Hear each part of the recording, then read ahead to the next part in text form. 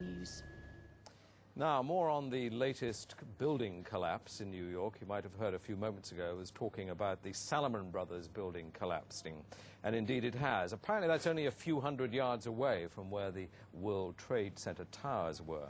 And it seems that this was not a result of a new attack. It was because the building had been weakened during this morning's attacks. We'll probably find out more now about that from our correspondent, Jane Stanley. Jane, what more can you tell us about the Salomon Brothers building and its collapse?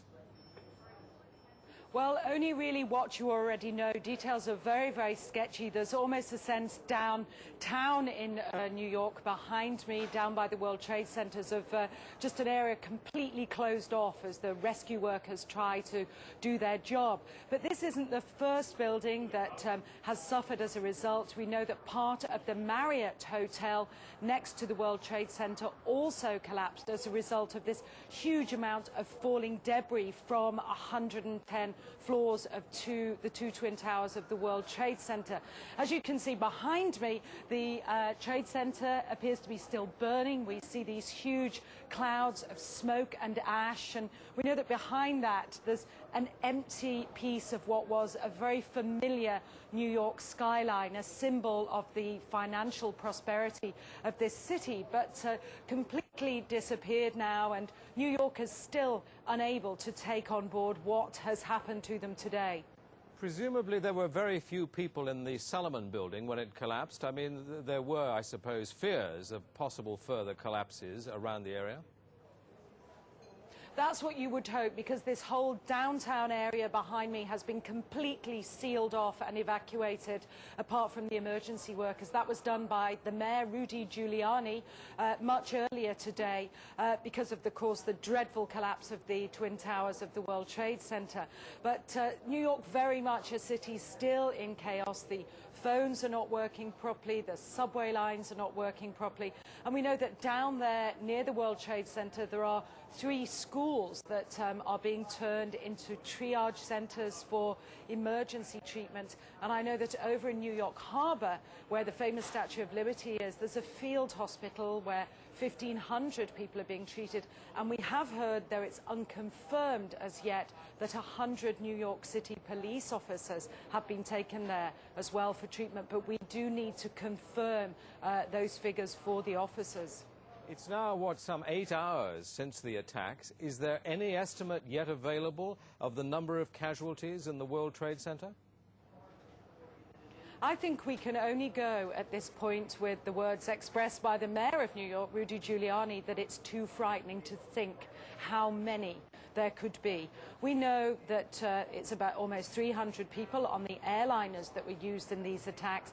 But you've got to remember, this was 9 o'clock in the morning on a Tuesday morning. It's busy in downtown Manhattan, in the financial district then. The World Trade Center itself has 50,000 workers. There are tens of thousands of tourists who go up there every day. The figures are almost too frightening to contemplate. You can understand why nobody yet wants to put a figure on them.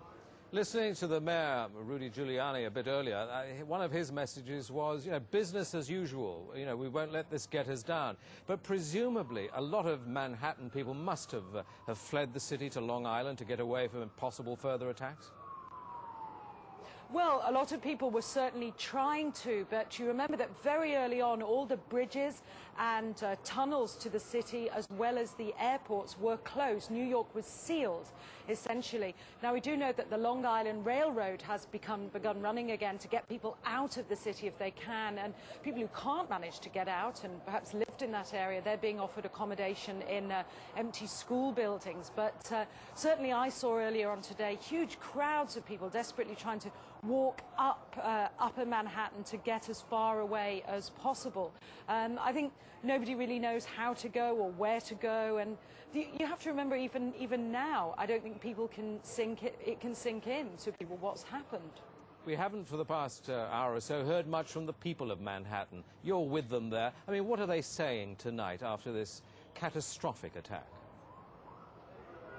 As I said, many just cannot believe this has happened, and I've seen you know, big burly men and women with you know, tears in their eyes today, shaking their heads, wondering what on earth is going on. There was a sense of panic. Our reports from the scene were of people just absolutely horrified. And I've already seen some photographs of that a man took down in the downtown area, and it looks like the aftermath of a huge atom bomb or something, just full of debris and of like a white carpeting of snow from all the dust and rubbish that had fallen.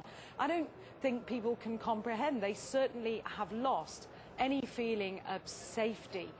There's still a great pride in the city. People are determined to fight back, but a great sense of shock and loss. People keep looking at the sky, for example, where you can see the plume of smoke, and say, when that's gone, it won't be there anymore. Our Twin Towers won't be there. Such a symbol of New York. Are they talking yet about revenge and what the government should do to counter this threat, or are they numb still?